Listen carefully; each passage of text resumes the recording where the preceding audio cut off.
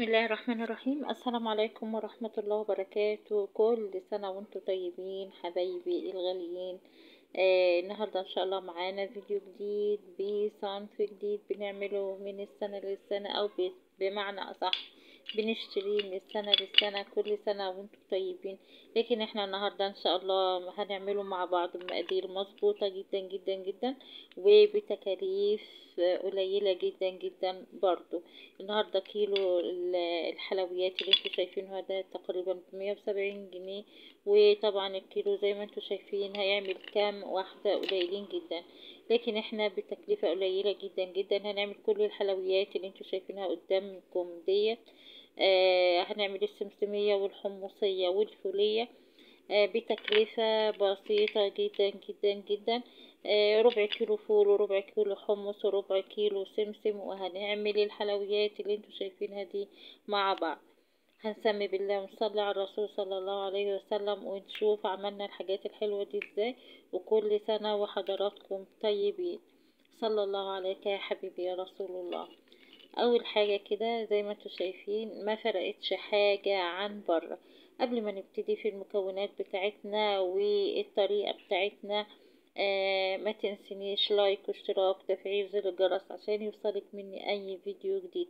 كومنت حلو ومشجع كده عشان خاطر اشجع واعمل حاجات تانية كتيرة تعجبكم بإذن الله تعالى. لو عجبك الفيديو شيريه مع حبايبك، مع اخواتك، مع اصحابك، مع كل الناس اللي انتي بتحبيهم عشان تعم الفائدة. زي ما انت شايفة المنتج بتاعنا النهاردة جميل جدا جدا. هنسمي بالله نصلي على الرسول صلى الله عليه وسلم ونشوف المكونات بتاعتنا. اول حاجة هجيب طاسة كده واسعة ومعايا مكونات كوباية سكر. كوباية سكر. المكونات اللي انا هعملها دي على ربع كيلو يا جماعة، ربع كيلو سواء حمص او فول او سمسم. كوباية سكر نفس الكوباية اللي انا بعاير بيها.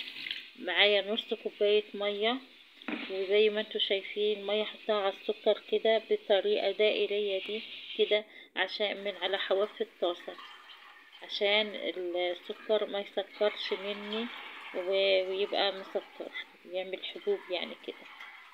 طب معايا اي مكونات تانية يا جماعة؟ معايا سكر جلوكوز هحط تلت كوباية. انا معايا كوباية سكر ونص كوباية مية تلت كوباية جلوكوز، وبقلب كده عشان خاطر طبعا مش بقلب لو انا يعني معلقة معدن او كده، لا ما تقلبيش بمعلقة معدن. انا بقلب لان المعلقة اللي في ايدي معلقة خشب فمش هتأثر في حاجة. باخد من على الجناب كده عشان ما يسكرش معايا. حطيت تلت كوباية سكر الجلوكوز على نص كوباية اسفة على كوباية السكر على نص كوباية المية. بسيبهم كده يغلوا مع بعض، وهغيب اغلب يعني واقلب تقليبة بسيطة جدا جدا كده بالمعلقة الخشب اللي في ايدي. ما تخافيش مش هيسكر منك، هيسكر لو انتي بتستعملي معلقة معدن، لكن طول ما هي معلقة خشب يا جماعة ما بيسكرش. رشة ملح يا حبايب، رشة ملح بسيطة جدا جدا لابد منها. وبعدين نحط معلقتين مية ورد او فانيليا زي ما انت عايزة. وبحط حوالي نص معلقة ملح ليمون، وكمان بحط نص معلقة كربونات صوديوم. كربونات الصوديوم اللي هي الكربوناتو اللي احنا بنحطها على الطعمية يا جماعة. تمام. ايه فايدتها كربونات الصوديوم؟ بتخلي معاكي الحلاوة اللي انت هتعمليها دي. الحلويات دي بتبقى هشة سهلة كده، تيجي تقسميها تحسيها هشة ما تحسيهاش كبسة معاكي. تمام. حطيت كل المكونات بتاعتي وهسيبه كده يعقد مع بعضه عشان ده اسمه العقد بتاعنا. ده العقد بتاع الحلويات اللي احنا هنعمله يا جماعة. تمام. هسيبه كده يعقد مع بعضه. لو انتي بتشوفيني لأول مرة اشتركي معايا وفعلي زر الجرس عشان يوصلك مني اي فيديو جديد. اعملي لي كومنت يشجع، مشجع يشجعني كمان. لو عجبك الفيديو شيريه عشان تعم الفايدة. احنا بنعمل منتج او بنعمل نوع من انواع الحلويات باسعار عالية جدا جدا بره. احنا هنعملها باسعار رخيصة جدا، تكلفة بسيطة جدا جدا، وكمان بكميات كبيرة جدا جدا. انت هتدفعي مبالغ كبيرة جدا وهتجيبي كميات قليلة جدا جدا. اللهم صل وسلم وزد وبارك عليك يا حبيبي يا رسول الله. معنا طبعا زي ما عرفنا، معنا تلت كوباية من سكر الجلوكوز بنحطها على المكونات بتاعتنا. تلت كوباية يا جماعة، كوباية اللي احنا بنعاير بيها هي اللي بنحط بيها كل حاجة. يبقى انا حطيت كوباية سكر، نص كوباية مية، حطيت تلت كوباية جلوكوز، حطيت ملح ليمون، حطيت يعني شوية كده حوالي يعني تلت معلقة صغيرة ملح ليمون، ذرة من الملح، وحطيت حوالي برضو تلت معلقة صغيرة من بيكربونات الصوديوم. دي كل المكونات بتاعتي، ما معيش اي حاجة تاني هعملها. وهنسيب العقد بتاعنا يعد ونشوف السمسم بتاعنا بقى. نشوف عايزين دلوقتي يا اما لو كان مش متحمص بنحمصه لحد ما يطقطق في ايدينا كده، يبقى خلاص اتحمص وايدينا فيه، بنقلب بسرعة كده. لو هو متحمص وبنسأل طبعا بياع اللي احنا مشترين منه، لو هو محمص وجاهز بنسخنه كده، بنقلبه عشان خاطر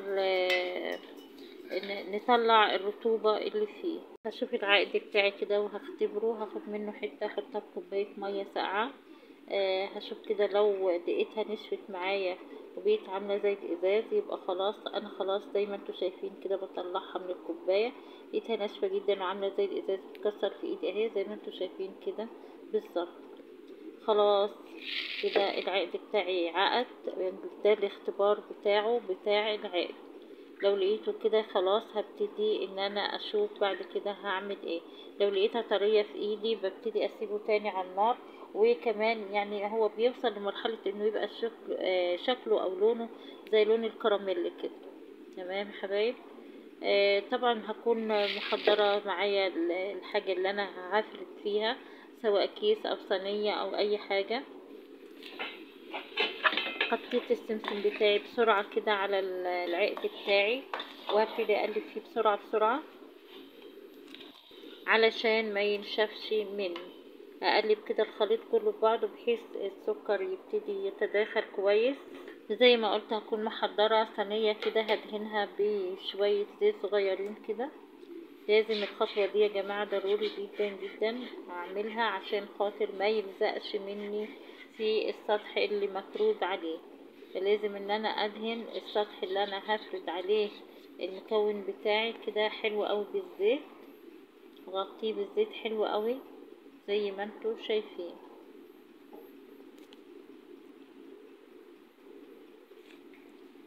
دهنت الصينية بتاعتي وهجيب الخليط بتاعي كده وهروح كباه على الصينية عشان افرده فيها زي ما انتوا شايفين كده. طبعا سخن جدا جدا.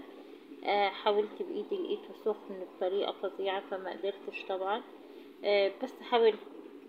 بس لازم تعمليه بسرعة بسرعة قبل ما ينشف منك. لازم تفرديه بسرعة شديدة جدا قبل ما ينشف منك. ابتديت يعني بالمعلقة شوية. لو عندك مردانة صغيرة كده ممكن تفردي بيها.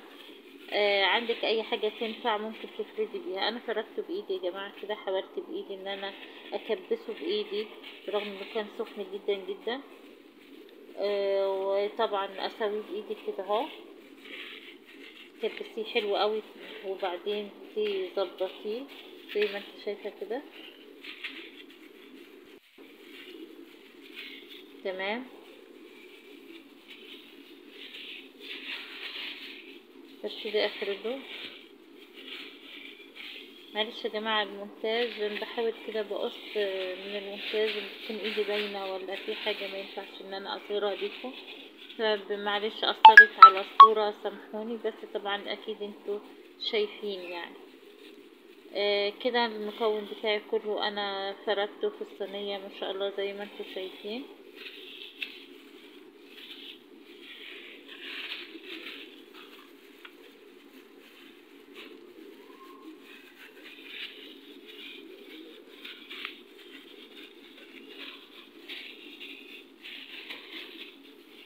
اتظبط كده حلو قوي، واكبس بايدي حلو قوي قوي كده، تكبيس وتظبيط، كبس واظبط. ده ربع كيلو من السمسم يا جماعة، مش اكتر من ربع كيلو. وهتشوفوا الكمية اللي طلعها لي. بصوا ما شاء الله الصورة ظهرت شوية اهي، زي ما انتوا شايفين ما شاء الله لا قوة الا بالله. كده انا ظبطتها تمام كده خالص. بقطع طبعا التقطيع ده بتاعك انتي، عايزاها عريضة، عايزاها رفيعة، عايزاه كمان السمك برضو بتاعك، عايزاها سميكة او عايزاها سمكها قليل، ده براحتك. شايفين تبارك الرحمن الربع كيلو السمسم بسم الله ما شاء الله عامل قد ايه، ما شاء الله تبارك الرحمن. زي ما انتوا شايفين كده بقطع طبعا جامدة جدا.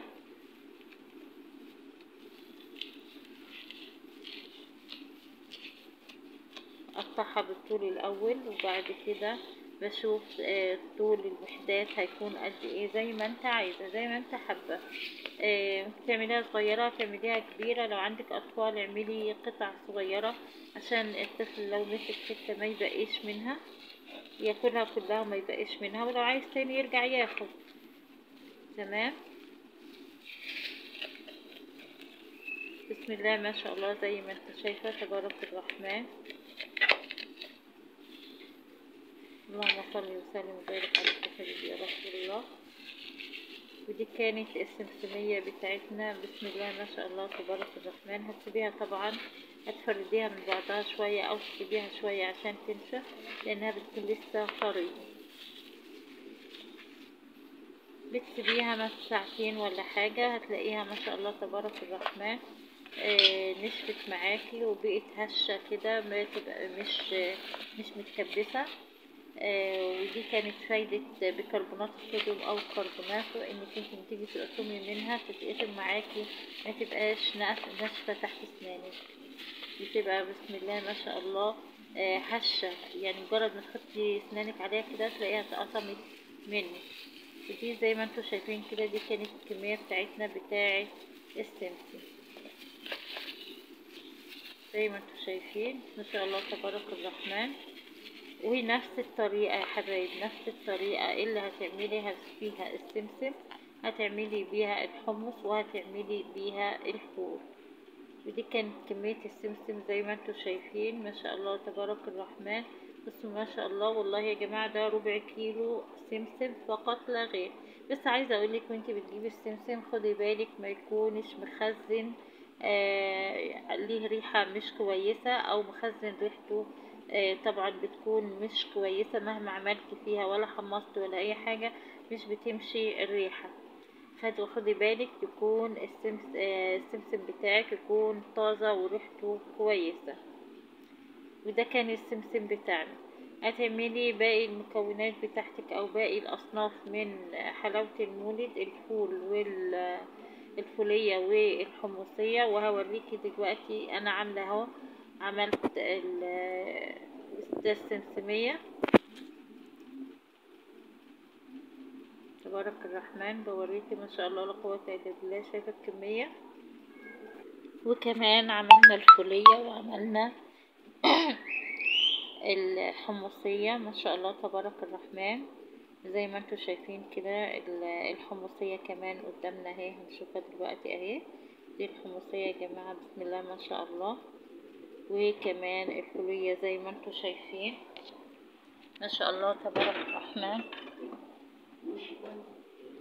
وصلتي معايا لحد هنا، متنسينيش في اللايك والاشتراك وتفعيل زر الجرس، واسيبك في حفظ الله وامان، وكل سنة وانتوا طيب.